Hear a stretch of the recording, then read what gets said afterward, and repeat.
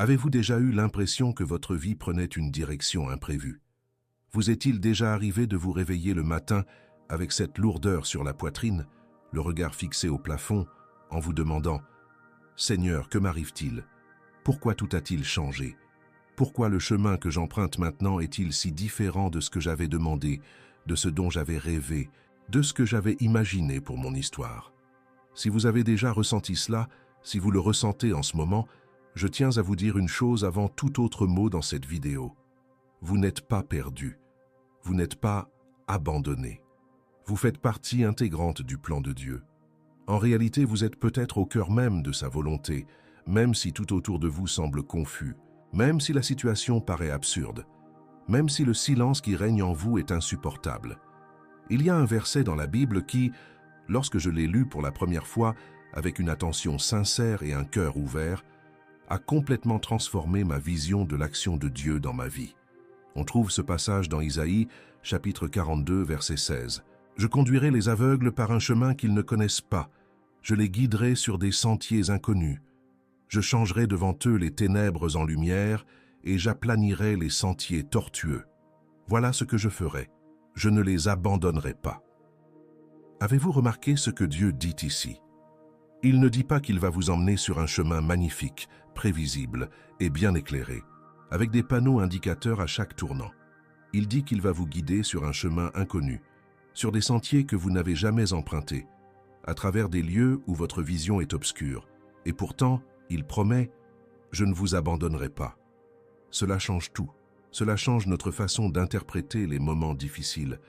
Cela change notre regard sur les portes qui se sont fermées. Cela change notre façon d'appréhender l'attente, le silence, l'incertitude. Car lorsque Dieu nous guide, même le chemin qui semble mauvais peut être le bon. Et c'est précisément ce dont nous allons parler aujourd'hui. Je vais vous ouvrir mon cœur, explorer ce sujet en profondeur et vous montrer que souvent ce qui ressemble à de la confusion est en réalité une direction. Ce qui ressemble à un retard est une protection. Ce qui ressemble au silence est une préparation. Et ce qui ressemble à la fin est peut-être le début de quelque chose qui surpassera tout ce que vous avez imaginé. Alors, restez avec moi jusqu'au bout, car ce message est peut-être la réponse que vous attendez depuis longtemps. Savez-vous ce qui arrive à la plupart d'entre nous? Nous grandissons en entendant que Dieu a un plan. À l'église, au catéchisme, pendant les offices, dans les livres, nous apprenons que nos vies ont un sens. Et c'est vrai. C'est profondément vrai. Mais personne ne nous prépare au fait que le plan de Dieu ressemble rarement à celui que nous avons imaginé. Nous imaginons que si Dieu est aux commandes, tout se déroulera sans accroc, que les opportunités se présenteront au bon moment, que nos relations seront harmonieuses, que nos carrières progresseront sans faute, que notre santé restera excellente, que nos finances prospéreront régulièrement. Et quand rien de tout cela ne se passe comme prévu, la première réaction est le désespoir. La deuxième, le doute, et la troisième, souvent, la culpabilité. Nous commençons à nous demander « Ai-je mal agi? Me suis-je éloigné de la volonté de Dieu? Ai-je manqué quelque chose en chemin ?» Et c'est là que réside le danger, car cette mentalité transforme le plan de Dieu en une énigme à résoudre, alors qu'en réalité il s'agit d'un chemin à parcourir. Il y a une différence fondamentale entre résoudre et emprunter. Résoudre exige de la maîtrise. Emprunter exige de la confiance. Et Dieu, tout au long des Écritures, affirme clairement qu'il ne cherche pas à nous donner le contrôle. Il souhaite nous apprendre à faire confiance. Voyez ce qui est arrivé à Abraham. Dieu lui a dit « Quitte ton pays, ta famille et la maison de ton père, et va dans le pays que je te montrerai. » Voyez-vous, Dieu n'a pas révélé la destination avant le départ. Il ne lui a pas donné de carte avec des coordonnées. Il n'a pas dit « Va à Canaan qui se trouve à tant de kilomètres d'ici, sur la rive gauche du fleuve, près de cette montagne. » Non, il a dit « Va, et je te montrerai le chemin en chemin. » Cela est profondément déstabilisant pour l'être humain, car l'être humain veut connaître le plan complet avant de faire le premier pas. Nous voulons voir la destination avant de quitter notre foyer. Nous voulons connaître la fin de l'histoire avant d'en vivre le premier chapitre. Mais Dieu n'agit pas ainsi. Et ce n'est pas par cruauté, distance ou indifférence. C'est parce qu'il sait que s'il nous révélait tout d'un coup, nous ne développerions pas la foi mais des stratégies. et les stratégies humaines, qu'aussi brillantes soient-elles, ne remplaceront jamais la dépendance spirituelle que Dieu veut susciter dans le cœur de ses enfants. Réfléchissez-y. Si Dieu avait montré à Joseph, dès le début, qu'il serait vendu comme esclave par ses propres frères, qu'il passerait des années dans une prison égyptienne, qu'il serait oublié de ceux qui l'auraient aidé, mais qu'à la fin il deviendrait gouverneur d'Égypte et sauverait sa famille de la famine, Joseph aurait-il enduré cette épreuve? Peut-être. Mais en aurait-il été transformé? Probablement pas. Car ce qui a façonné Joseph, c'est l'ignorance de l'avenir. Ce qui l'a façonné, c'est la confiance sans la connaissance. C'est l'obéissance sans la compréhension. C'est la fidélité dans l'obscurité. La conviction que Dieu veillait sur lui malgré tous les signes contraires. Et c'est précisément ce que vous dit aujourd'hui Isaïe 42, 16. Dieu ne vous abandonne pas dans les ténèbres. Il vous guide à travers elles. Et il y a une différence fondamentale entre ces deux situations. Être abandonné dans les ténèbres signifie être seul, sans repère, sans protection, sans espoir. Être guidé à travers les ténèbres signifie avoir quelqu'un qui voit parfaitement clair au cœur même des ténèbres, qui vous tient la main et vous dit « Fais-moi confiance, je sais exactement où je te conduis ». Vous devez comprendre cela. Vous devez l'ancrer dans votre cœur, car tant que vous interpréterez les ténèbres comme un abandon, vous vivrez dans la peur. Mais lorsque vous commencerez à les interpréter comme une guidance, vous vivrez dans la foi. Et la foi n'élimine pas la douleur du processus. La foi ne fait pas disparaître le malaise de l'incertitude, mais la foi transforme complètement l'attitude de votre cœur face à ce processus. Car au lieu de demander « Seigneur, pourquoi suis-je ici ?», vous commencez à dire « Seigneur, je ne comprends pas ce chemin, mais je sais que tu es avec moi. Je ne vois pas ce qui m'attend, mais je sais que tu le sais.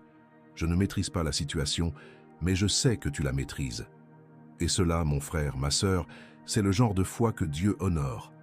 Ce n'est pas la foi de ceux qui comprennent tout, c'est la foi de ceux qui font confiance même sans rien comprendre. Et en parlant de confiance, je dois vous dire quelque chose que personne ne vous a peut-être encore dit, ou que vous avez peut-être entendu sans vraiment l'intégrer. Tout changement dans votre vie n'est pas un signe d'erreur. Toute perte n'est pas une punition. Tout retard n'est pas une sanction. Toute porte fermée n'est pas un rejet. Souvent, le changement qui vous a effrayé, la perte qui vous a blessé, le retard qui vous a frustré et la porte qui s'est fermée devant vous font partie d'une action délibérée de Dieu dans votre vie. Je sais qu'il est difficile de l'accepter sur le moment. Je sais que lorsque vous perdez un emploi qui faisait vivre votre famille, la dernière chose à laquelle vous pensez est « Comme c'est merveilleux, Dieu me guide ». Je sais que lorsqu'une relation que vous aimiez se termine douloureusement, vous ne vous réveillez pas le lendemain en disant « Merci Seigneur pour cette porte fermée ». Je sais que lorsque les résultats d'un examen arrivent avec des nouvelles que vous ne vouliez pas entendre, votre première réaction n'est pas la gratitude.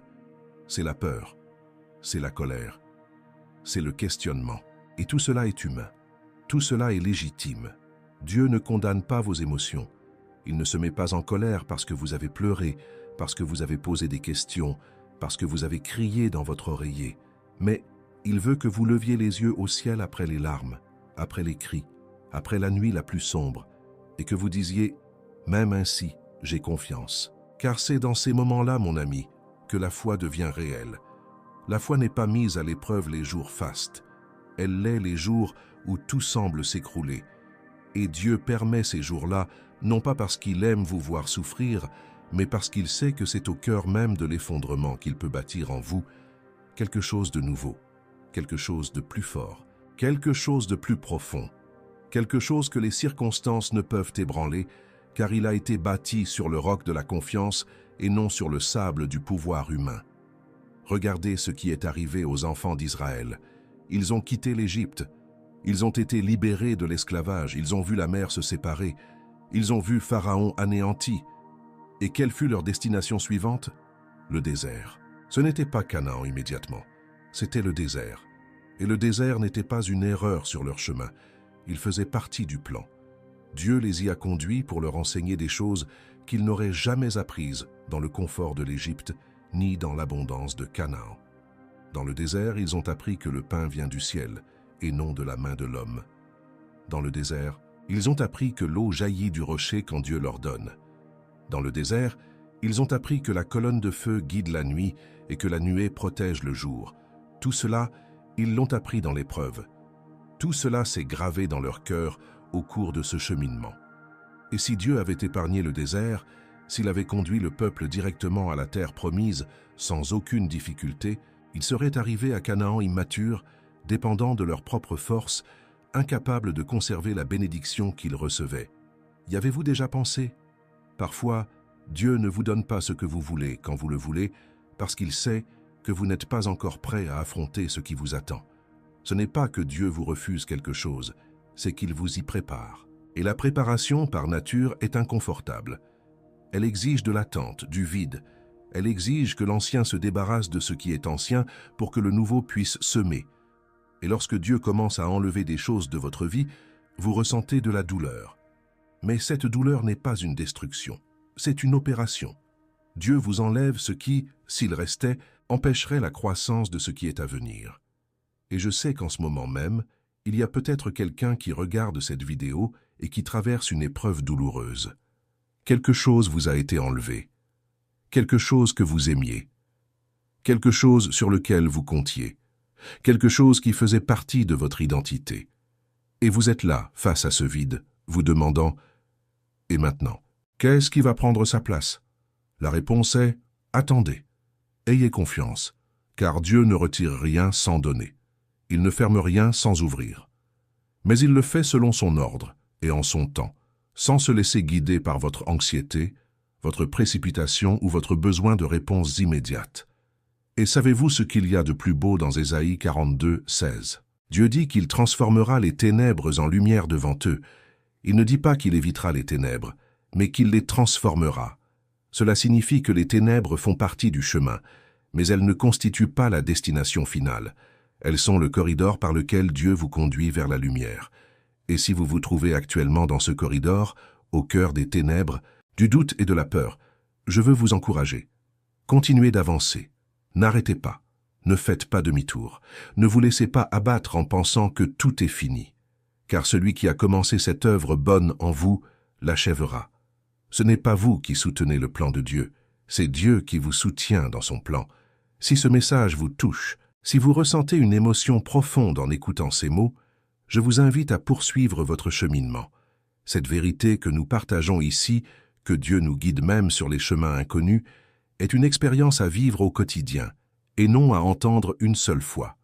C'est pourquoi j'ai préparé un guide de méditation de 30 jours. C'est un outil pratique pour vous accompagner dans ce voyage de confiance, jour après jour. Ce guide propose des réflexions, des prières et des conseils pour fortifier votre foi et vous aider à traverser les épreuves que Dieu met en œuvre dans votre vie. Si cela vous parle, consultez le premier commentaire épinglé sous cette vidéo. J'y explique tout. Permettez-moi maintenant d'aborder un point crucial pour que vous compreniez ce que vous vivez. Souvent, lorsque Dieu nous guide sur un chemin inconnu, nous ne le percevons pas rationnellement, mais émotionnellement. Et l'un des moyens les plus clairs par lesquels Dieu signale une transition est un malaise intérieur. Je ne parle pas de péché ni de désobéissance. Je parle de ce malaise qui surgit en vous lorsque quelque chose qui vous satisfaisait cesse de vous satisfaire, lorsque quelque chose qui vous motivait cesse de vous motiver, lorsque quelque chose qui vous comblait commence à vous vider. Avez-vous déjà vécu cela? Ce travail qui vous procurait autrefois du plaisir commence soudain à vous peser d'une autre manière. Ce n'est pas de la paresse, ni de l'ingratitude. C'est quelque chose de plus profond. C'est comme si votre âme disait « Ceci a déjà rempli sa fonction dans mon histoire » ou cette amitié qui a toujours été importante pour vous, mais qui semble maintenant vous épuiser au lieu de vous enrichir. Ou ce ministère à l'Église qui était autrefois votre passion, mais qui est devenu une simple obligation mécanique. Ou même une ville où vous avez toujours vécu, mais qui soudain vous semble trop petite pour ce qui naît en vous. Ce malaise n'est pas le fruit du hasard, il est intentionnel. Dieu utilise ce malaise intérieur comme instrument de transition. Il permet que ce qui a déjà rempli son rôle commence à perdre de son éclat, afin que vous ne vous accrochiez pas à une époque révolue. Car l'être humain a une fâcheuse tendance, celle de se contenter de ce qu'il connaît, même lorsque ce qui lui est familier ne lui est plus utile. Nous préférons le malaise familier à celui de la nouveauté. Nous préférons rester dans une situation qui ne nous nourrit plus, plutôt que d'affronter l'incertitude d'un changement susceptible de nous transformer. Et Dieu le sait. Il connaît nos cœurs mieux que nous-mêmes. C'est pourquoi, bien souvent, il n'attend pas que nous prenions la décision de partir. Il commence à ôter la vie à ce qui nous retenait captifs. Il commence à ternir ce qui nous nourrissait. Il commence à éteindre la lumière de ce qui nous guidait, non par cruauté, mais parce qu'il nous aime trop pour nous laisser stagner dans un endroit qui a déjà rempli sa fonction. C'est comme une mère qui retire la tétine à son enfant. L'enfant pleure, l'enfant souffre, l'enfant a l'impression de perdre quelque chose d'essentiel. Mais la mère sait que ce n'est plus nécessaire. Elle sait que si l'enfant continue avec la tétine, cela entravera son développement. Et c'est ainsi que Dieu agit dans bien des aspects de nos vies. Il nous permet de nous désintéresser de choses qui, si elles persistaient, nous empêcheraient de grandir. Alors, si vous ressentez ce malaise, si quelque chose en vous vous dit « Je n'ai plus ma place ici dans ce rôle, dans cette dynamique », soyez attentifs. Ce n'est peut-être pas une crise, ce n'est peut-être pas une dépression, ce n'est peut-être pas de l'ingratitude, c'est peut-être une transition. C'est peut-être Dieu qui prépare votre cœur à quelque chose que vos yeux n'ont pas encore vu, mais que l'Esprit a déjà commencé à bâtir. Et ce que vous devez faire en ce moment, c'est ne rien forcer. Ce n'est pas fuir. Il ne s'agit pas de prendre des décisions impulsives. Ce qu'il faut faire, c'est se tourner vers Dieu et dire « Seigneur, si ce malaise vient de toi, donne-moi le courage d'avancer. Si cette agitation fait partie de ton plan, donne-moi la sagesse de ne pas résister. Je ne m'accrocherai pas à ce qui meurt. Je lâcherai prise et j'aurai confiance que tu me conduis vers quelque chose de vivant, de nouveau, quelque chose qui redonnera vie à mon âme. » C'est le genre de prière que Dieu honore, car c'est une prière d'abandon. Ce n'est pas une prière de demande, c'est une prière de don. Et lorsque nous nous abandonnons, Dieu se révèle. Lorsque nous lâchons prise, Dieu nous soutient. Lorsque nous cessons de vouloir contrôler, Dieu commence à nous guider librement. Et la guidance de Dieu est toujours préférable au contrôle humain. Toujours. Sans exception. Je sais que cette vérité sur le malaise comme signe de transition spirituelle peut sembler difficile à accepter, car nous vivons dans une culture qui considère le malaise comme une mauvaise chose, que l'agacement est un signe d'erreur, que si quelque chose ne coule pas de source, c'est que ce n'était pas censé l'être. Mais la Bible montre exactement le contraire. Nombre des plus grandes interventions de Dieu dans l'histoire ont commencé par un profond malaise. Abraham se sentait mal à l'aise à Ur en Chaldée avant d'entendre l'appel de Dieu à partir. Moïse se sentait mal à l'aise au palais du Pharaon avant de s'identifier à la souffrance de son peuple. Élie se sentait mal à l'aise face à l'idolâtrie d'Israël avant d'affronter les prophètes de Baal sur le mont Carmel. Néhémie se sentait mal à l'aise face à la destruction des murailles de Jérusalem avant de quitter sa position confortable en Perse pour diriger la reconstruction.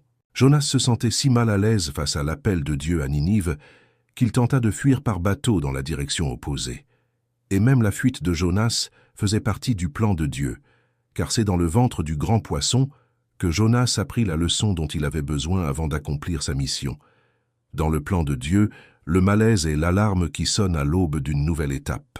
C'est le signal que Dieu nous donne pour commencer à nous préparer au changement, non pas pour paniquer, non pas pour prendre des décisions impulsives sous l'effet de la peur, mais il vous suffit d'ouvrir votre cœur et de dire « Seigneur, je t'écoute, je suis attentif, parle car ton serviteur écoute. » Lorsque vous vous placez ainsi, avec humilité et disponibilité, Dieu commence à vous révéler, petit à petit, étape par étape, ce qu'il prépare pour la prochaine étape de votre vie. Cela ne se manifestera peut-être pas d'un coup, cela ne se manifestera peut-être pas avec la clarté que vous souhaiteriez. Cela peut se présenter comme un murmure, une impression, une paix inexplicable avant une décision précise, ou une agitation persistante qui ne s'apaise que lorsque vous obéissez. Mais cela se manifeste. La direction se révèle toujours à ceux qui sont prêts à écouter et à obéir. Le problème n'est pas que Dieu ne parle pas. Le problème est que, bien souvent, nous ne voulons entendre que ce qui confirme nos projets. Et lorsque Dieu dit quelque chose qui contredit nos souhaits, nous faisons semblant de ne pas avoir entendu. Nous l'ignorons. Nous cherchons un autre avis spirituel. Nous allons voir un autre prophète, un autre pasteur, un autre conseiller, en espérant que quelqu'un dira ce que nous voulons entendre. Et pendant ce temps, Pendant que nous résistons à la volonté de Dieu parce qu'elle ne correspond pas à nos désirs, le temps passe, les opportunités se raréfient et un processus qui aurait pu durer des mois s'étend sur des années.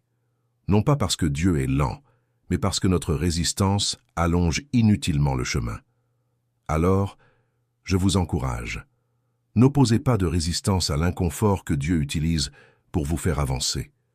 Ne vous accrochez pas à ce qui est voué à disparaître. N'opposez pas de résistance à la transition.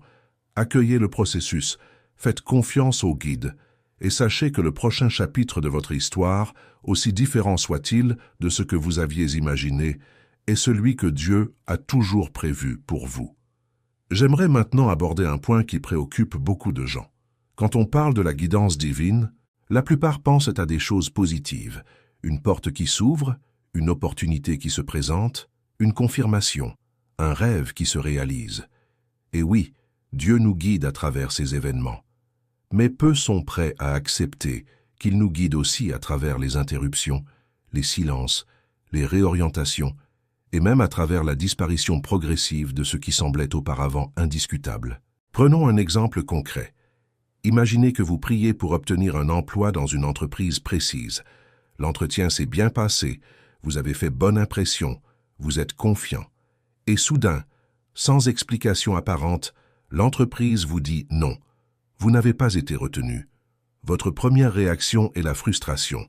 Votre deuxième réaction est de questionner Dieu. « Seigneur, j'ai prié pour cela. J'ai fait ma demande.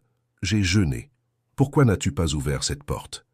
Et la réponse, qui n'arrive souvent que des mois, voire des années plus tard, est que cette entreprise n'était pas faite pour vous.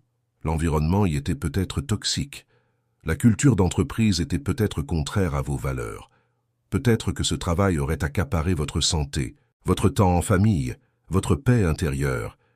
Et Dieu, qui voit ce qui se cache derrière le rideau, a fermé cette porte non pas pour vous nuire, mais pour vous protéger. Si vous souhaitez en faire l'expérience au quotidien, regardez le premier commentaire épinglé. C'est le même principe qu'un père qui empêche son enfant de mettre la main dans le feu. L'enfant pleure.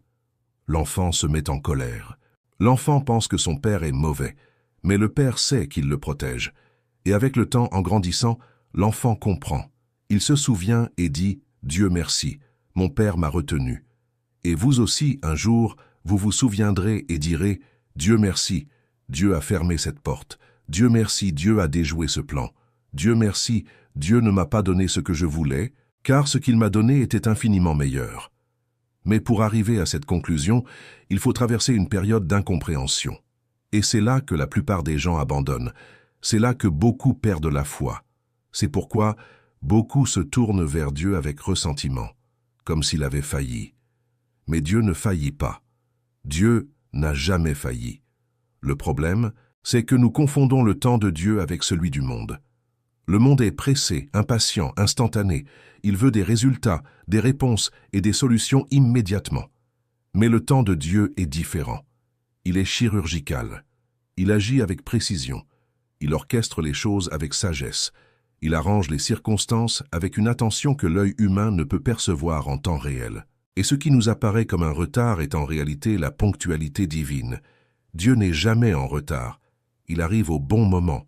Et ce bon moment n'est pas toujours celui que nous aurions choisi, mais c'est toujours le moment parfait. Toujours. Pensez à Lazare. Jésus a appris que son ami était malade. Et qu'a-t-il fait? Il a attendu 2 jours entiers. Pendant ce temps, Lazare est mort. Marthe et Marie, les sœurs de Lazare, étaient anéanties. Et quand Jésus arriva enfin, Marthe dit « Seigneur, si tu avais été là, mon frère ne serait pas mort. » Ressentez-vous la douleur dans ces mots? Si tu avais été là, comme si Jésus avait échoué, comme s'il était arrivé trop tard, comme s'il était indifférent. Mais la vérité, c'est que Jésus n'était pas en retard. Il attendait le moment propice pour manifester une gloire plus grande encore. Car guérir les malades est un acte puissant, mais ressusciter les morts est inoubliable. Et Jésus, dans son attente, n'était pas indifférent. Il préparait le terrain pour le plus grand miracle de cette famille. Et quand Lazare sortit du tombeau, enveloppé de bandelettes, vivant, respirant, marchant, plus personne ne dit « il est arrivé trop tard ». Tous dirent « il est Dieu ». Et dans votre vie, mon frère, ma sœur, il y a peut-être des Lazars que vous croyez déjà morts, des rêves que vous croyez déjà morts, des relations que vous croyez déjà mortes, des opportunités que vous croyez déjà perdues. Mais si Dieu est souverain, rien n'est mort tant qu'il ne l'a pas décrété. Et s'il est silencieux, ce n'est pas par désespoir. C'est parce qu'il prépare une résurrection qui surpassera tout ce que vous avez pu imaginer. Voilà la foi que Dieu attend de vous. Non pas la foi qui comprend tout, mais la foi qui fait confiance, même quand on ne comprend rien. Non pas la foi qui voit le chemin en entier, mais la foi qui fait le pas suivant sans le voir. Non pas la foi qui exige des preuves avant d'obéir, mais la foi qui obéit en sachant que les preuves viendront en temps voulu. Si vous regardez cette vidéo et que ce message vous touche, je vous invite à la liker. Cliquez sur « J'aime ». Non pas que je vous le demande, mais parce que ce message peut atteindre quelqu'un qui a justement besoin de l'entendre aujourd'hui. L'algorithme favorise l'interaction. Liker, commenter, s'abonner. Ce message rayonne davantage. Alors, si ce n'est pas déjà fait, abonnez-vous dès maintenant. Activez la cloche pour ne manquer aucune vidéo. Et restez avec moi, car ce que j'ai encore à vous dire aujourd'hui changera votre façon de voir chaque situation difficile de votre vie. Parlons maintenant d'un sujet que peu osent aborder, le silence de Dieu. C'est l'une des expériences les plus douloureuses de la vie spirituelle, car lorsqu'on traverse une crise, quand la douleur est insupportable, quand les questions se multiplient sans que les réponses ne viennent, quand on crie vers Dieu et que le ciel semble inaccessible, la tentation est grande de croire que Dieu nous a oubliés, qu'il a détourné le regard, qu'il est occupé avec d'autres personnes, d'autres problèmes, d'autres projets qui ne nous concernent pas. Mais je dois vous le dire avec toute la fermeté et la tendresse que j'ai dans mon cœur, le silence de Dieu n'est pas une absence. Le silence de Dieu n'est pas de l'indifférence. Le silence de Dieu n'est pas de l'oubli. Le silence de Dieu est souvent la manière la plus profonde dont il agit dans votre vie. Je sais que c'est difficile à accepter. Je sais que nous voudrions entendre la voix de Dieu comme un coup de tonnerre, une révélation, un rêve, une prophétie, un événement surnaturel qui ne laisse aucune place au doute. Mais parfois Dieu choisit le silence. Et il choisit le silence, non pas parce qu'il n'a rien à dire, mais parce qu'à ce moment précis, il a besoin que vous développiez la capacité de faire confiance sans entendre, d'avancer sans voir, d'attendre sans recevoir de garantie. Imaginez un père apprenant à son fils à faire du vélo. Au début, il tient la selle. Le fils pédale en toute sécurité car il sait que son père est là, le tenant, le protégeant, l'empêchant de tomber. Mais vient un moment où le père doit lâcher prise. Il doit laisser son fils pédaler seul. Et dans ce bref instant où le fils se retourne et ne voit plus la main de son père, il ressent de la peur. Il a l'impression qu'il va tomber. Il se sent abandonné. Mais le père n'est pas parti. Il est là, à quelques pas, les bras prêts à le retenir si besoin. Il n'a lâché prise que parce qu'il savait que son fils savait déjà pédaler seul. Et lorsque le fils réalise qu'il pédale sans aide, la confiance qui naît en lui est infiniment plus grande que celle qu'il avait lorsque son père le tenait. C'est ainsi que Dieu agit par le silence. Il ne vous abandonne pas. Il vous laisse un instant de répit pour que vous découvriez que la foi qu'il a semée en vous est assez forte pour vous soutenir, même lorsque vous ne ressentez pas sa présence. Et cette découverte, mon ami, vaut plus que 1000 confirmations. Car la confirmation apporte un soulagement temporaire, mais la foi éprouvée forge une force permanente. Lorsque vous traversez une période de silence et que vous en ressortez avec votre foi intacte, vous devenez une autre personne. Vous devenez quelqu'un qui ne dépend plus de ses sentiments pour croire, quelqu'un qui ne dépend plus des circonstances pour faire confiance, quelqu'un qui ne dépend plus de réponses immédiates pour obéir, et c'est ce genre de maturité que Dieu développe en vous. Il vous conduit vers une foi qui ne vacille pas quand la terre tremble, qui ne désespère pas quand le vent souffle, qui ne se noie pas quand les vagues se soulèvent, car c'est une foi enracinée, non pas dans ce que vous ressentez, mais dans qui est Dieu. Et qui est Dieu ne change pas avec le silence. Il est le même Dieu qui a parlé et l'univers a été créé. Il est le même Dieu qui a fendu la mer, arrêté le soleil, fermé la gueule des lions, allumé le buisson ardent sans le consumeur, marché sur l'eau, changé l'eau en vin, ressuscité les morts. Ce Dieu est immuable. Ce Dieu ne faillit jamais. Ce Dieu n'oublie jamais. Et s'il est silencieux dans votre vie aujourd'hui, ce n'est pas qu'il ait cessé d'agir, c'est que l'œuvre qu'il accomplit est si profonde, si intérieure, si délicate, qu'elle ne peut se faire dans le bruit. Il œuvre au plus profond de votre être, sur les fondements de votre âme, sur les pierres angulaires de votre identité. Il comble les fissures dont vous ignoriez même l'existence. Il fortifie les murs que vous croyiez inébranlables. Il reconstruit des structures qui paraissaient solides en apparence, mais qui étaient fragilisées de l'intérieur, et cette œuvre silencieuse est souvent la plus importante de toutes, car lorsque Dieu achève son œuvre en silence, ce qu'il bâtit est inébranlable, c'est permanent, c'est éternel. Je pense par exemple à Marie, la mère de Jésus. Lorsque l'ange Gabriel lui apparut et lui annonça qu'elle concevrait le Fils de Dieu, ce fut un moment de révélation extraordinaire. Mais après cette annonce, Marie entra dans un profond silence. Elle garda tout pour elle. La Bible le répète à plusieurs reprises. Marie médita, réfléchit en silence. Elle ne cria pas à tous ce que Dieu faisait. Elle n'exigea pas que Dieu lui explique chaque détail du plan.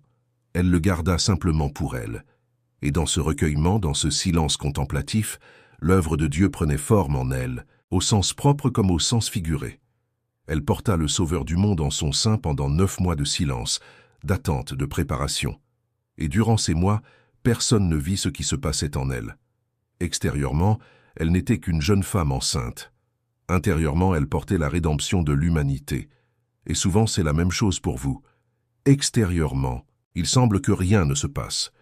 Extérieurement, il semble que votre vie soit arrêtée, stagnante, stérile. Mais intérieurement, Dieu prépare quelque chose d'invisible, qui n'est pas encore né, qui est encore en formation. Et tout comme Marie ne pouvait hâter sa grossesse, vous ne pouvez hâter l'œuvre de Dieu. Chaque chose a son temps, chaque graine a sa saison, chaque fruit a sa période de maturation. Et Dieu, qui a créé les saisons, qui a établi les temps, qui a ordonné les cycles de la nature, sait exactement quel est le moment opportun pour chaque chose dans votre vie. L'Ecclésiaste 3 dit « Il y a un temps pour tout, un temps pour chaque chose sous le ciel, un temps pour naître et un temps pour mourir, un temps pour planter et un temps pour récolter, un temps pour pleurer et un temps pour rire, un temps pour jeter des pierres et un temps pour les ramasser, un temps pour embrasser et un temps pour s'abstenir d'embrasser, un temps pour chercher et un temps pour renoncer à chercher, un temps pour garder et un temps pour jeter, un temps pour déchirer et un temps pour réparer, un temps pour le silence et un temps pour la parole. Si le prédicateur, dans sa sagesse, reconnaissait que toute chose a son temps, combien plus devrions-nous reconnaître que les desseins de Dieu opèrent selon une temporalité qui dépasse notre entendement. Nous vivons à l'ère de l'immédiateté, tout va vite, tout est instantané. Restauration rapide, communication instantanée, résultats immédiats. Et cette mentalité contamine notre vie spirituelle. Nous voulons un Dieu instantané, un Dieu qui répond à la vitesse d'un SMS, un Dieu qui agit à la vitesse d'Internet, mais Dieu n'est pas otage de notre temps. Il agit dans l'éternité, et ce qui nous paraît lent est pour lui le moment parfait. Ce qui nous paraît tardif est pour lui la ponctualité absolue. Ce qui nous paraît silencieux est pour lui la voix la plus éloquente de l'univers, qui dit « Attendez, ayez confiance, je sais ce que je fais. » Alors, si vous traversez une période de silence, ne paniquez pas. N'interprétez pas le silence comme un abandon. Ne confondez pas le silence de Dieu avec son absence. Il est là, il œuvre, il construit. Et lorsque l'œuvre sera achevée, vous en verrez le résultat. Et ce résultat vous laissera à genoux, non pas dans le désespoir, mais dans la gratitude. Car vous vous retournerez sur votre parcours et comprendrez qu'à chaque instant de silence, Dieu accomplissait précisément ce qui devait être fait. Dans le premier commentaire épinglé, j'ai partagé une réflexion qui pourrait vous être utile. Aujourd'hui, je vous invite à approfondir ce sujet avec moi, car Dieu a encore beaucoup à vous révéler. Quand on parle des voies de Dieu, de la façon dont il nous guide, une vérité à la fois libératrice et exigeante se dégage. Tous les détours de la vie ne sont pas synonymes d'échec. Je le répète car il est essentiel que cela résonne profondément en vous. Tous les détours ne sont pas synonymes d'échec. En réalité, bien souvent, le détour est la plus grande preuve d'amour que Dieu puisse vous donner. Car le détour signifie que Dieu vous a éloigné d'un chemin qui, à vos yeux, semblait bon, juste, prometteur, mais qui, à ses yeux, vous aurait mené à la destruction, à l'épuisement, au vide ou à des souffrances inutiles. Je sais que c'est un message fort, mais réfléchissez-y. Combien de fois avez-vous désiré quelque chose de tout votre cœur, lutté pour l'obtenir, prié pour cela, cru en cela, et lorsque vous ne l'avez pas obtenu, avez-vous été anéanti? Et combien de fois, des semaines, des mois ou des années plus tard, vous êtes-vous retourné sur votre passé en réalisant que si Dieu vous avait accordé cela, cela aurait été un désastre? Combien de relations désiriez-vous qui, si elles s'étaient concrétisées, auraient détruit votre paix? Combien d'opportunités professionnelles escomptées qui, si elles s'étaient réalisées, auraient ruiné votre santé? Combien d'endroits vouliez-vous visiter qui, si Dieu l'avait permis, vous auraient mis en danger? Nous ne pouvons même pas imaginer combien de choses Dieu nous protège sans que nous le sachions. Nous ne pouvons même pas calculer combien de tragédies ont été évitées, combien d'accidents ont été prévenus, combien de personnes malveillantes ont été tenues à distance, combien de pièges ont été désamorcés, tout cela parce que Dieu a réorienté notre chemin sans nous avertir. Et au moment de cette réorientation, nous nous sommes plaints, nous avons pleuré, nous nous sommes rebellés, nous avons accusé Dieu d'injustice. Mais plus tard, avec le temps, avec la maturation de notre foi, nous nous retournons et disons « Merci Seigneur, merci de ne pas m'avoir donné ce que je voulais, merci de m'avoir protégé de moi-même. » Car souvent, notre plus grand danger ne se trouve pas à l'extérieur. Il réside en nous-mêmes, dans nos désirs mal orientés, dans nos choix hâtifs, dans nos motivations corrompues par l'ego, la vanité, le besoin d'approbation, la peur d'être laissé pour compte. Et Dieu, tel un Père aimant et sage, observe nos désirs et nous dit « Je sais que tu veux cela, mais je sais aussi que ce n'est pas ce qu'il y a de mieux pour toi. Et parce que je t'aime, je te redirigerai. Je fermerai cette porte, j'éliminerai cette possibilité, je te conduirai sur un autre chemin, et tu te plaindras, tu pleureras, tu me questionneras. Mais un jour, quand la tempête sera passée et que tu auras ouvert les yeux, tu comprendras, et tu me remercieras. » Sais-tu ce que dit la Bible dans les Proverbes 16, verset 9 ? « Le cœur de l'homme médite sa voie, mais l'Éternel dirige ses pas. » Tu vois, Dieu ne dit pas que nos projets sont mauvais, il dit simplement qu'ils sont limités.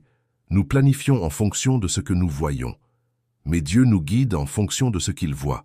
Et ce qu'il voit est infiniment plus vaste, plus profond et plus complet que tout ce que nos cœurs peuvent imaginer. Ainsi, lorsque Dieu détourne votre chemin, ce n'est pas pour vous freiner, mais pour vous protéger des raccourcis qui paraissent rapides, mais mènent à l'abîme, des environnements qui semblent prometteurs, mais sont empoisonnés, des décisions qui paraissent sages, mais sont des pièges de l'ennemi déguisés en bénédiction.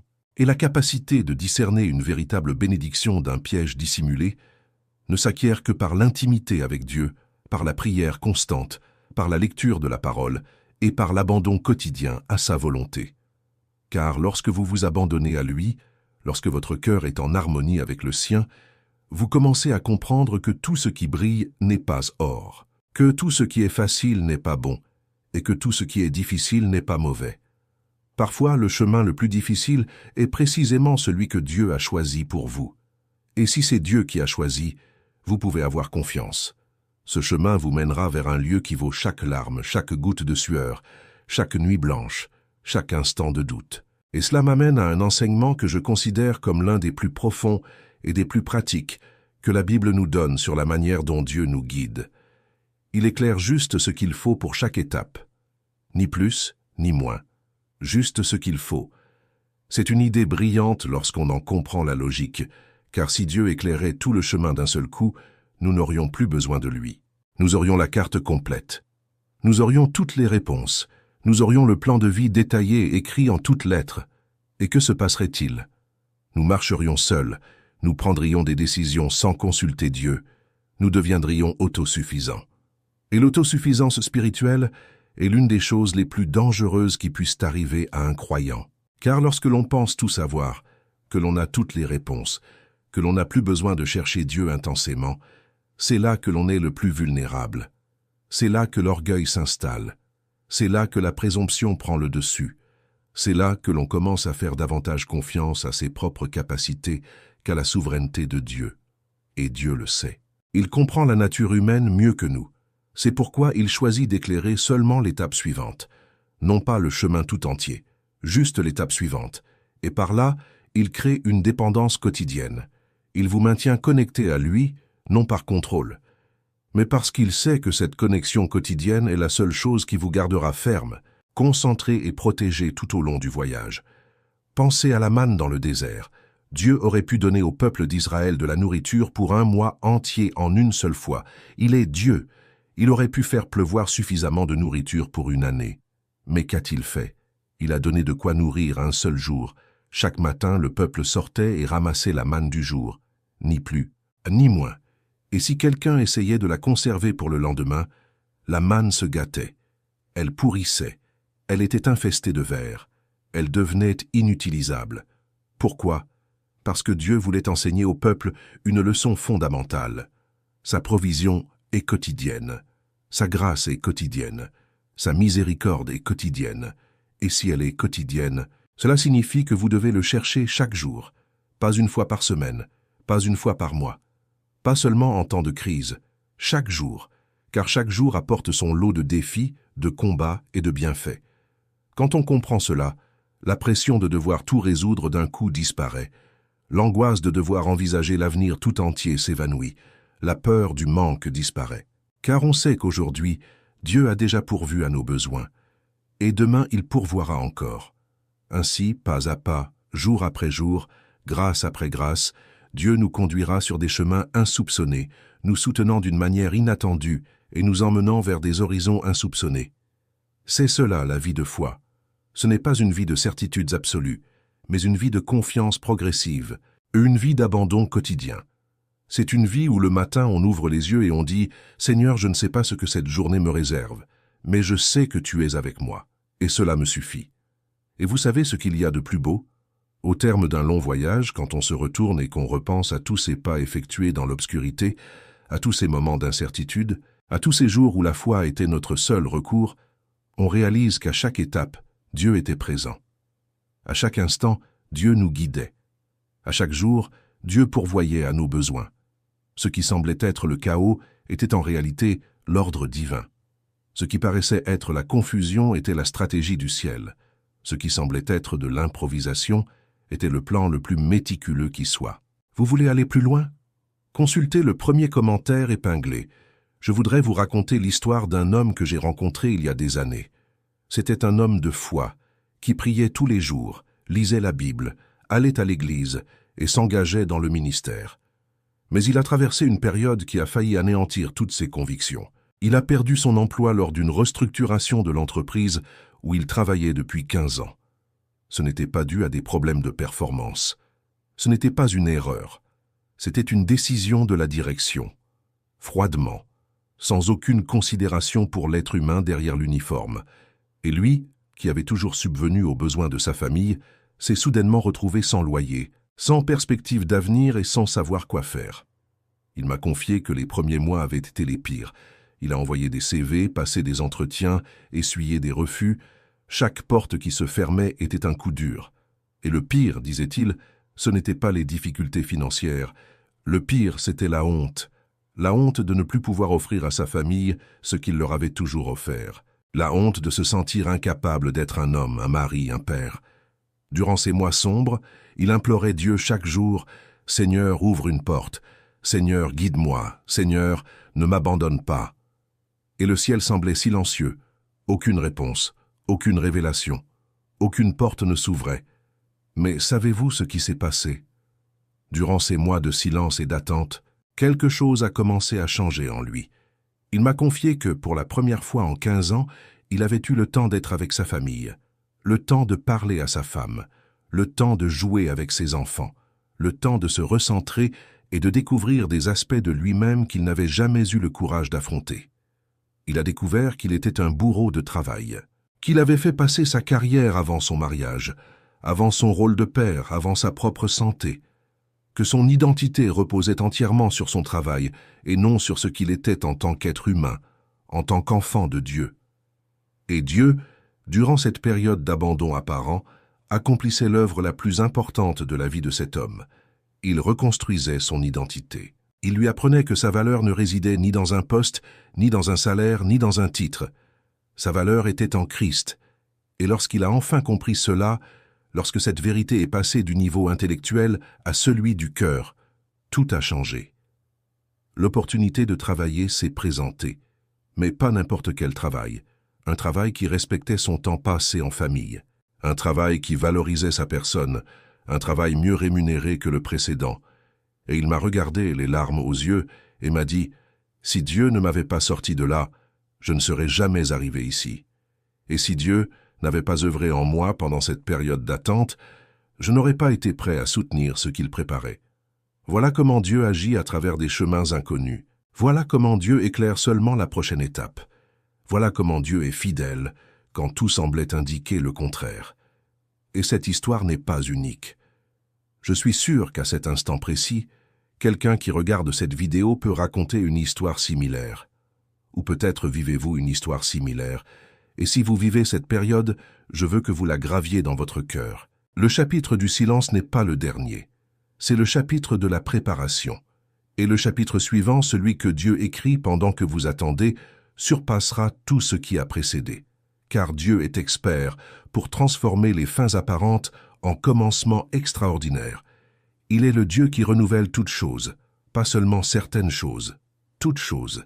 Et cela inclut votre histoire, cela inclut votre douleur, cela inclut votre cheminement, cela inclut chaque larme que vous avez versée dans l'obscurité, pensant que personne ne les voyait. Dieu les a vues, et Dieu les a toutes gardées, car il est dit dans le psaume 56, « Tu as compté mes errances. Recueille mes larmes dans ton outre. Ne sont-elles pas inscrites dans ton livre? Dieu recueille vos larmes. Il n'ignore pas votre douleur. Il ne minimise pas votre souffrance. Il garde chaque goutte. Et un jour, chaque larme se transformera en témoignage. Chaque nuit obscure se transformera en aube. Chaque vallée se transformera en montagne. Car c'est ce que fait Dieu. Il transforme, il restaure, il renouvelle, il recrée, et il ne vous abandonne jamais, jamais, jamais. Même lorsque vous perdez confiance en vous, même lorsque vous pensez n'avoir plus la force de continuer, même lorsque votre foi semble si petite qu'elle tient dans la paume de votre main. Dieu n'a pas besoin d'une foi immense pour agir. Jésus a dit qu'une foi de la taille d'une graine de moutarde suffit à déplacer des montagnes. Et si tout ce que vous avez aujourd'hui est une graine de moutarde, offrez-la à Dieu. Car entre ses mains, le petit devient grand, le faible devient fort, l'impossible devient possible. Et votre vie, qui vous semble aujourd'hui comme un champ aride et désespéré, peut devenir un jardin luxuriant entre les mains du jardinier céleste. J'y crois de tout mon être, et je veux que vous y croyiez aussi, non pas à cause des circonstances, mais à cause de Dieu, à cause de qui il est, à cause de ce qu'il a déjà accompli, et à cause de ce qu'il a promis d'accomplir encore. Et maintenant, je vais vous parler de quelque chose qui mettra votre foi à l'épreuve profondément, mais qui, si vous parvenez à l'intégrer, transformera à jamais votre relation avec Dieu. Souvent, le chemin inattendu sur lequel Dieu vous conduit est en réalité la réponse à votre prière. Mais ce n'est pas la réponse que vous attendiez. Ce n'est pas celle que vous imaginiez. Ce n'est pas celle que vous avez demandée. Mais c'est celle dont vous aviez besoin. Je sais que cela peut paraître contradictoire. Comment cela peut-il être la réponse dont j'avais besoin si ce n'est pas ce que j'ai demandé? Je vais vous expliquer. Lorsque nous prions en fonction de notre perspective limitée. Nous percevons la vie sous un angle particulier. Nous ne connaissons qu'une infime partie de la réalité. Et c'est sur la base de cette infime partie que nous formulons nos demandes. Seigneur, donne-moi ce travail. Seigneur, restaure cette relation. Seigneur, guéris cette maladie. Seigneur, ouvre cette porte. Et ces demandes sont légitimes. Dieu les entend toutes. Dieu se soucie de chacune d'elles. Mais Dieu n'est pas tenu de répondre comme nous le demandons. Il est souverain. Il voit la situation dans son ensemble. Il connaît le passé, le présent et l'avenir.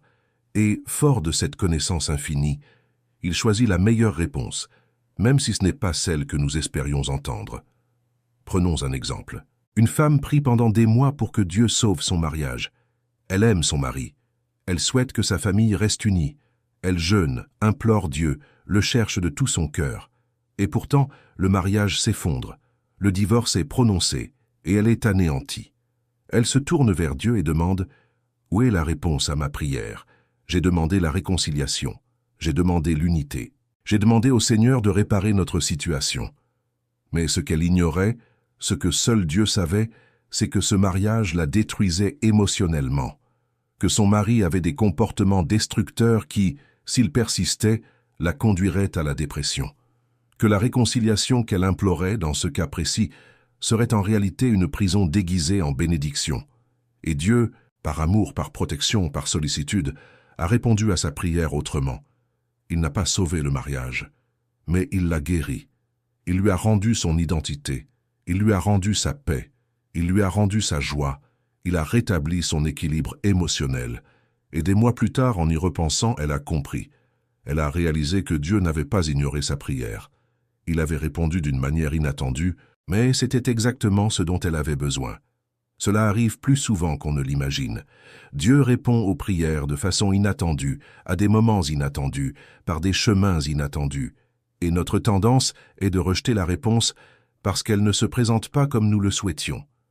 Mais si nous avons l'humilité d'accepter que Dieu en sait plus que nous, d'accepter que sa sagesse est infiniment supérieure à la nôtre, d'accepter que sa réponse est toujours la meilleure, même quand elle fait mal, nous vivrons une vie beaucoup plus paisible. Car la paix ne vient pas de la possession des réponses que nous désirons. La paix vient de la confiance que Dieu détient les bonnes réponses et qu'au moment opportun, il les révélera.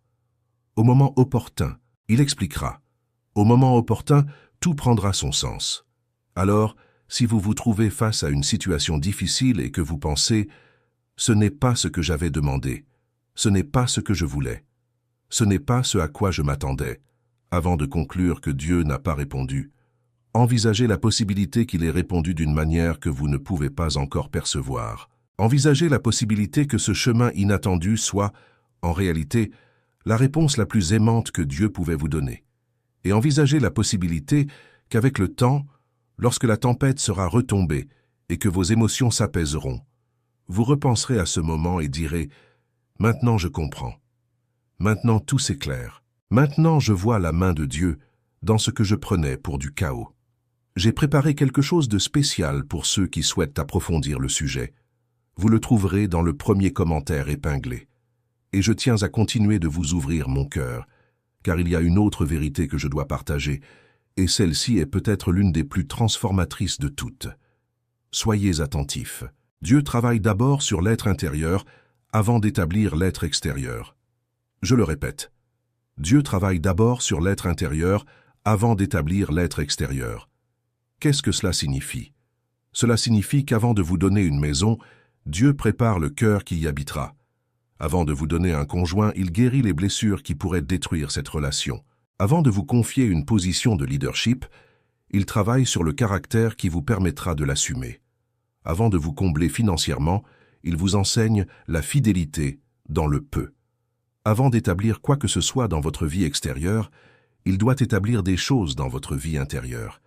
Et cela requiert un processus que, honnêtement, la plupart des gens ne souhaitent pas traverser. Car ce processus intérieur est douloureux. Il remue des choses que nous préférerions garder enfouies, des souvenirs que nous ne voulons pas raviver, des traumatismes que nous refusons d'affronter, des schémas comportementaux que nous refusons d'admettre, des peurs que nous refusons de reconnaître, des dépendances affectives dont nous refusons de nous défaire. Et Dieu, dans son amour chirurgical, touche ces zones une à une, non pas avec agressivité, non pas avec cruauté, mais avec persévérance. Il les effleure, les expose, les illumine, révélant les recoins obscurs de notre âme que nous avons cachés pendant des années. Et quand cela arrive, ça fait mal. Ça fait très mal. Parce que c'est comme une opération sans anesthésie. On sent chaque incision, on sent chaque ablation, on sent chaque purification. Mais le but de cette opération n'est pas de faire souffrir. Le but de cette opération est d'enlever ce qui nous ronge de l'intérieur. L'anxiété chronique qui nous empêche de nous reposer, le besoin de contrôle qui nous empêche de faire confiance, la peur de l'avenir qui nous empêche de vivre le moment présent, le besoin d'approbation qui nous empêche d'être authentiques, l'amertume qui nous empêche de pardonner, l'orgueil qui nous empêche de nous abandonner. Dieu veut enlever tout cela, non pas parce qu'il vous punit, mais parce qu'il vous prépare. Il nettoie votre cœur pour y semer de nouvelles choses, des choses qui porteront du fruit, des choses qui dureront, des choses qui resteront debout même face aux tempêtes. Et les tempêtes viendront. Jésus a dit, « Dans ce monde, vous aurez des tribulations. » La question n'est pas de savoir si les tribulations viendront, mais quand.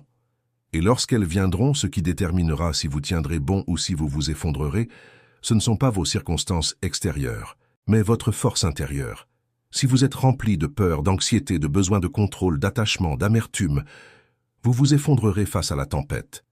Mais si Dieu a déjà œuvré en vous, s'il a déjà enlevé ce qui devait l'être, s'il a déjà semé ce qui devait l'être, s'il a déjà guéri ce qui devait l'être, alors, face à la tempête, vous plierez, mais vous ne vous briserez pas. Vous la ressentirez, mais vous ne succomberez pas. Vous pleurerez, mais vous n'abandonnerez pas, car votre force intérieure est solide, car c'est Dieu qui l'a bâti, et ce que Dieu construit, nul ne le détruit. Alors, si en ce moment même, Dieu éveille en vous, s'il révèle des aspects de votre être que vous préfériez cacher, s'il rouvre des blessures que vous pensiez guéries, ne résistez pas, ne fuyez pas, n'essayez pas d'accélérer le processus. Laissez Dieu agir, laissez-le opérer, laissez-le guérir, car ce qu'il fait en vous maintenant déterminera la qualité de tout ce qu'il construira autour de vous plus tard. Et je vous le garantis, cela en vaut la peine. Chaque larme versée durant ce processus en vaut la peine. Chaque nuit difficile en vaut la peine. Chaque instant de conflit intérieur en vaut la peine. Car au bout de ce cheminement se trouve une version de vous-même plus forte, plus mûre, plus sage, plus compatissante, plus semblable au Christ. Et cette version de vous-même est celle que Dieu a toujours voulu révéler au monde. Celle que vous êtes né pour être, celle qui marquera des vies, qui inspirera les autres, qui sera sel et lumière au sein d'une génération qui a désespérément besoin de références authentiques de foi. Je voudrais vous donner un autre exemple concret, car je sais que les exemples nous aident à visualiser des vérités qui semblent abstraites. Pensez à David. David fut oint roi par Samuel alors qu'il était encore adolescent et gardait les moutons dans les champs. Imaginez la scène. Le prophète arrive, verse de l'huile sur sa tête et déclare qu'il sera le prochain roi d'Israël. Quel moment glorieux! Quelle promesse extraordinaire! Quel avenir radieux s'annonçait! Mais que s'est-il passé après l'onction? David est retourné au champ. Il est retourné auprès des moutons. Il est retourné à la solitude de son métier de berger. Il n'est pas allé immédiatement au palais. Il n'a pas reçu de couronne le lendemain. Il n'a pas siégé sur un trône la semaine suivante. En réalité, après l'onction, la vie de David est devenue bien plus difficile. Il a affronté Goliath. Il a servi au palais de Saül. Il a été poursuivi par Saül comme un fugitif. Il a vécu dans des grottes. Il était entouré d'hommes désespérés et endettés. Il a feint la folie devant un roi païen pour survivre. Il pleura, cria, se cacha, s'enfuit, saigna. Tout cela après l'onction. Tout cela après la promesse de Dieu. Et alors, on se demande, pourquoi? Si Dieu avait déjà décidé que David serait roi, pourquoi ne l'a-t-il pas placé immédiatement sur le trône? La réponse est précisément ce dont nous parlons ici. Dieu travaille d'abord sur l'être intérieur avant d'établir l'être extérieur. Chaque bataille que David a menée dans le désert a façonné le dirigeant qu'il deviendrait au palais. Chaque nuit passée dans la grotte lui a appris la dépendance totale envers Dieu. Chaque persécution de Saül lui a appris à ne pas lever la main contre l'autorité établie, même lorsqu'il en avait l'occasion. Chaque larme versée dans les ténèbres a fait naître en lui les psaumes qui nourriraient la foi de milliards de personnes à travers les siècles. Si David était monté directement sur le trône, sans le désert, sans la grotte, sans la persécution, sans l'attente, il aurait été un roi médiocre, un souverain superficiel et immature, incapable de porter le poids de la couronne. Mais Dieu savait que le désert était nécessaire. L'attente était nécessaire, la souffrance était nécessaire, non pas pour détruire David, mais pour bâtir le David dont Israël avait besoin. Et ce que Dieu a fait avec David, il le fait avec vous. Chaque épreuve de votre vie vous façonne. Chaque nuit sombre grave quelque chose dans votre caractère. Chaque épreuve forge quelque chose dans votre âme. Et lorsque viendra le moment où Dieu vous placera là où il vous a préparé, vous serez prêt. Non pas parce que vous êtes parfait, mais parce que vous avez été transformé. Parce que vous avez traversé le feu sans être consumé. Parce que vous avez traversé les eaux sans vous noyer. Parce que vous avez traversé la vallée et en êtes ressorti plus fort qu'avant. Le monde vous regardera sans comprendre comment vous y êtes parvenu. Il ne comprendra pas d'où vient votre paix au cœur de la tempête. Il ne comprendra pas d'où vient votre joie au milieu de l'adversité. Il ne comprendra pas d'où vient votre foi au milieu de l'incertitude. Mais vous, vous le saurez. Vous saurez que c'est Dieu qui vous a conduit ici. C'est Dieu qui vous a façonné. C'est Dieu qui vous a préparé. C'est Dieu qui vous a placé là. Et nul ne peut vous arracher à l'endroit où Dieu vous a placé. Aucune circonstance ne peut détruire ce que Dieu a bâti. Aucun ennemi ne peut vous voler ce que Dieu vous a donné. Car ce qui appartient à Dieu est intouchable. Ce qui appartient à Dieu est immuable. Ce qui appartient à Dieu demeure à jamais. Pensez aussi à Moïse. Moïse a été élevé au palais du Pharaon. Il a reçu la meilleure éducation d'Égypte. Il avait le pouvoir, la richesse, une position élevée. Mais Dieu savait que Moïse n'était pas prêt à guider son peuple. Alors, que s'est-il passé? Moïse a tué un Égyptien, s'est enfui dans le désert et a passé 40 ans à garder les moutons à Madian. 40 ans, pas 40 jours, pas 40 semaines. 40 ans dans le désert, à faire la chose la plus humble et la plus simple qu'on puisse faire à cette époque. Et là, dans ce désert, dans cette solitude, dans cette apparente insignifiance, Dieu accomplissait l'œuvre la plus importante de la vie de Moïse. Il le libérait de l'Égypte avant même qu'il ne le libère d'Égypte. Il ôtait l'arrogance, la suffisance et la confiance en la force humaine. Il remplaçait tout cela par la douceur, l'humilité et une totale dépendance envers Dieu. Et lorsque Moïse fut enfin prêt, Dieu apparut dans le buisson ardent et dit « Maintenant, va, car tu es prêt. Non pas grâce à ce que tu sais, mais grâce à ce que tu es devenu. » Et Moïse, qui était entré dans le désert en prince arrogant et impulsif, en ressortit comme l'homme le plus humble de la terre. 40 années de cheminement intérieur pour une mission qui allait changer l'histoire de l'humanité. Voilà ce qu'est Dieu. Il n'est pas pressé. Il a un but. Il ne prend pas de raccourcis. Il bâtit des fondations. Et les fondations prennent du temps. Elles exigent de la patience. Elles exigent de la profondeur. Mais lorsque les fondations sont solides, ce qui est construit dessus résiste à toutes les tempêtes. Et c'est ce que Dieu fait dans ta vie en ce moment. Il creuse profondément. Il pose les pierres angulaires. Il prépare la base sur laquelle il bâtira quelque chose de grand. Ne te précipite pas. Ne brûlez pas les étapes. Ne comparez pas votre cheminement à celui d'autrui. Votre temps vous appartient. Votre chemin vous appartient.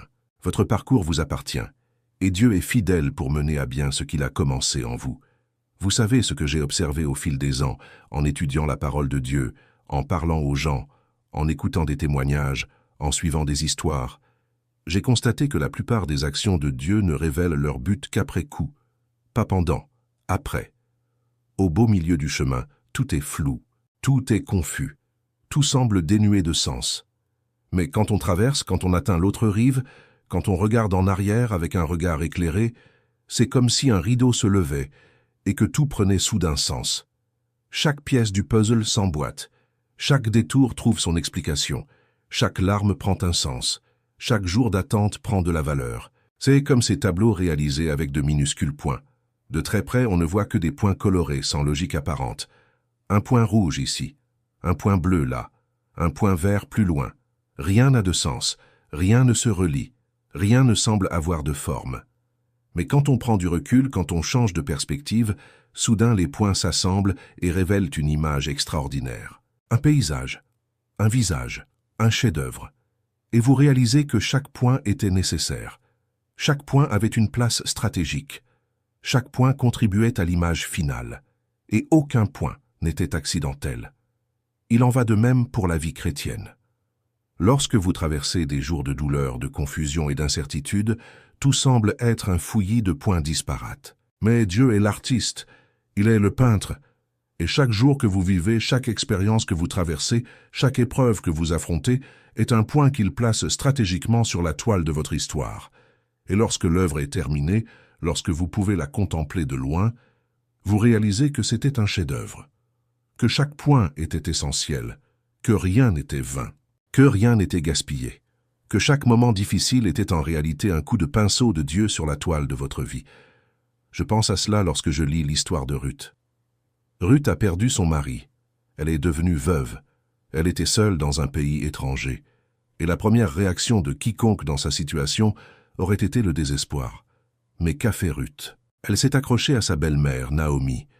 Elle décida de se rendre dans un lieu inconnu. Elle décida de faire confiance au Dieu d'Israël, même sans aucune garantie. Et que se passa-t-il? Elle se retrouva dans un champ, à glaner des épis, dans la plus grande humilité.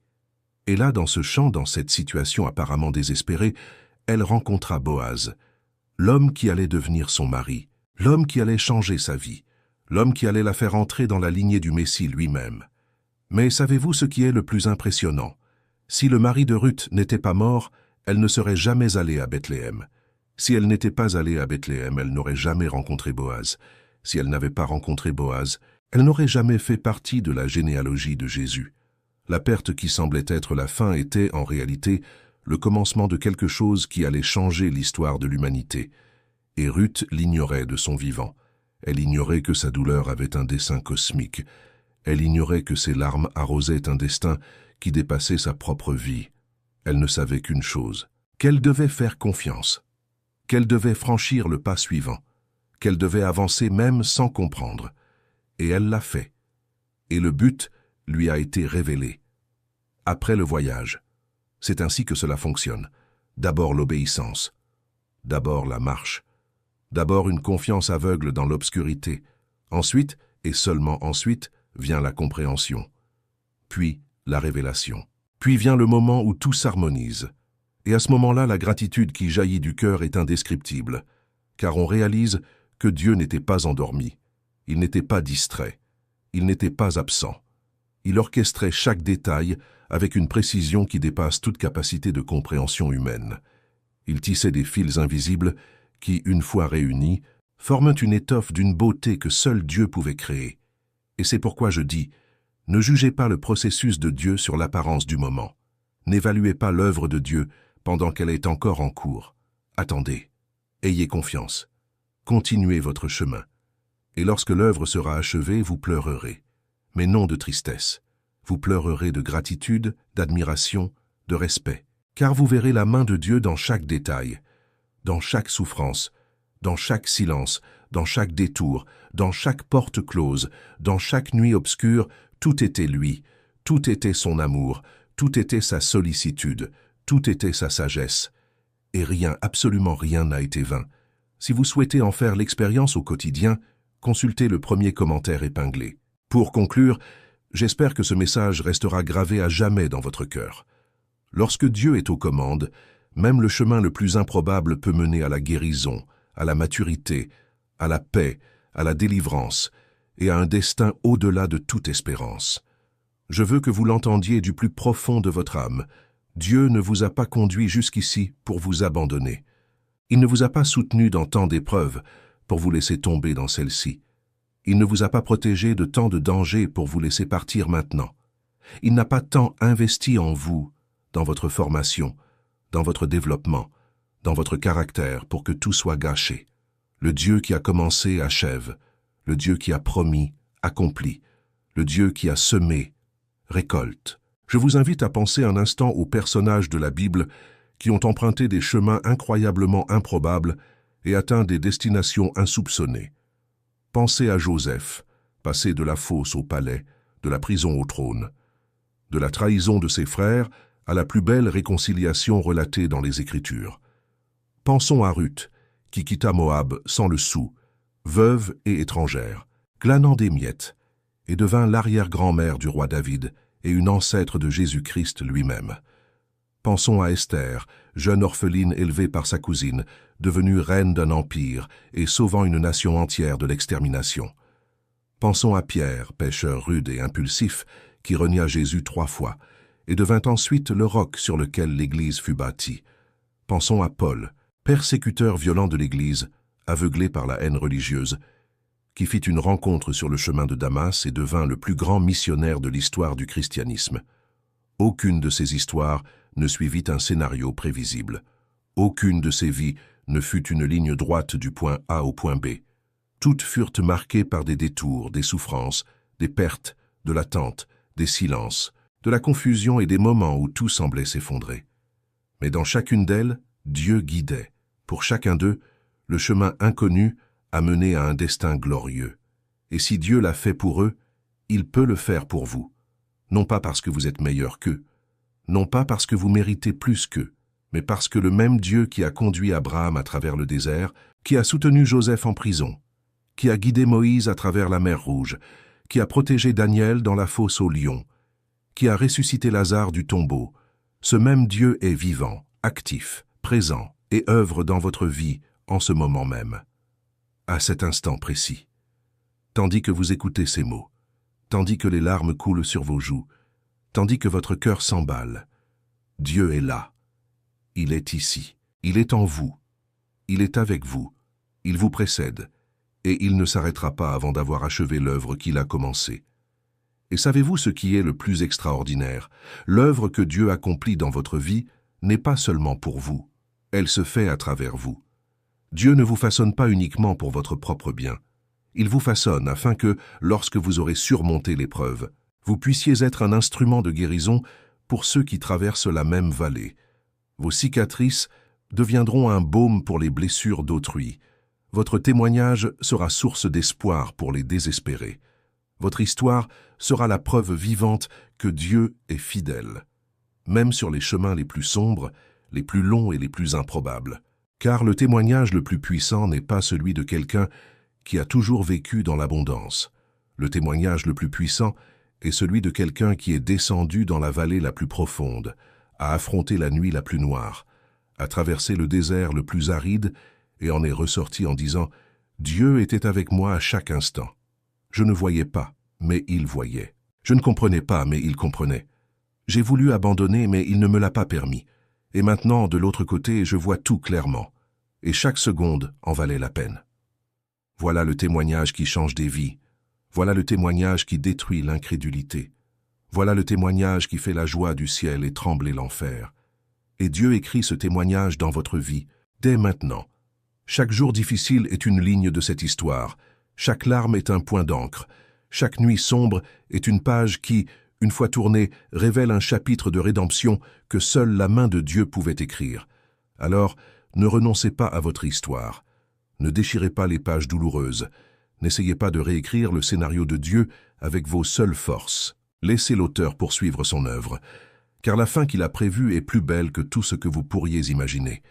C'est une fin de restauration, de victoire, de paix qui surpasse toute compréhension, de joie qu'aucune circonstance ne peut voler, de dessein qui transcende le temps et l'éternité.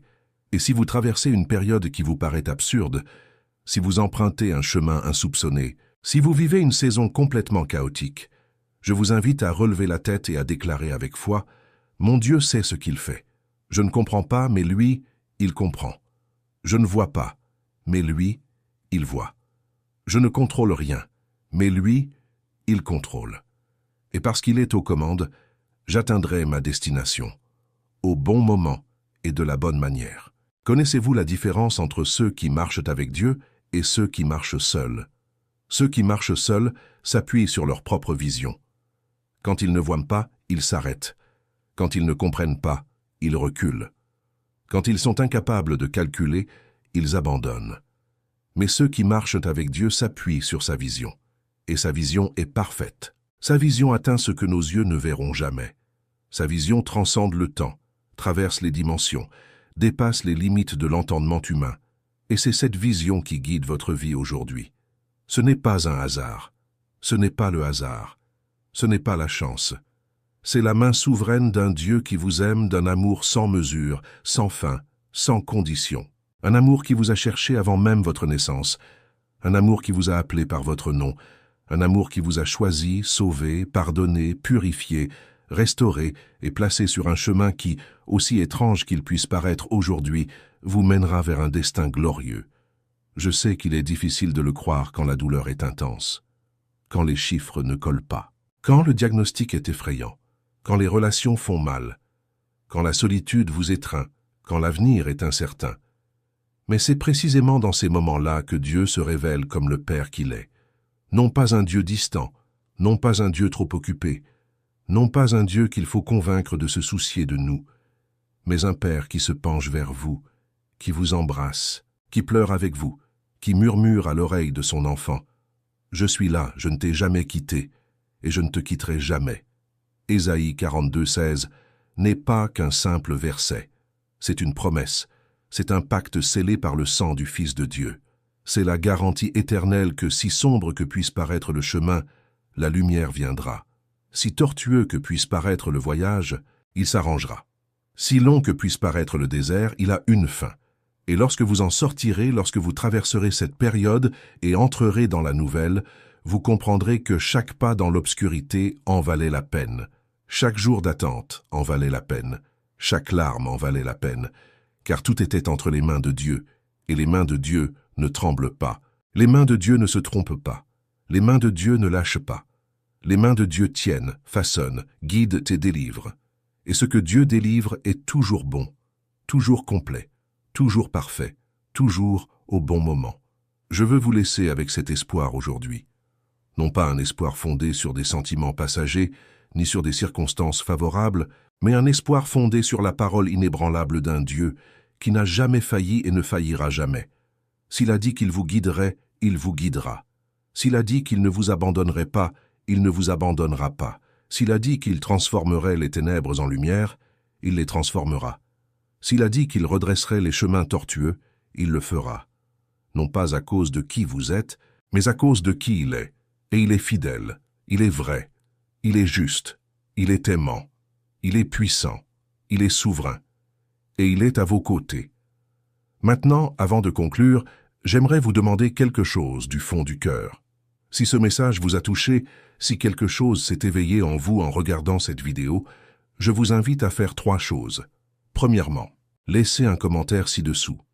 Dites-moi ce que Dieu vous a révélé à travers ce message. Dites-moi quel passage vous a le plus touché. Dites-moi comment vous vous sentez maintenant. Je lis chaque commentaire, et c'est une immense joie de savoir que ce message touche le cœur de quelqu'un. Deuxièmement, partagez cette vidéo. Envoyez-la à une personne qui traverse une période difficile. Envoyez-la à une personne qui a besoin d'entendre que Dieu ne l'a pas oublié. Envoyez-la à une personne perdue dans les ténèbres et qui a besoin de savoir que la lumière viendra. Troisièmement, abonnez-vous à la chaîne et activez les notifications, car chaque semaine, je partage des messages comme celui-ci, approfondissant la parole de Dieu et offrant des enseignements capables de transformer votre vie, votre foi et votre relation avec le Père céleste. Que Dieu vous bénisse abondamment, qu'il illumine votre chemin, fortifie votre foi, renouvelle vos forces et vous guide en toute sécurité sur les chemins inconnus. Au nom de Jésus. Amen.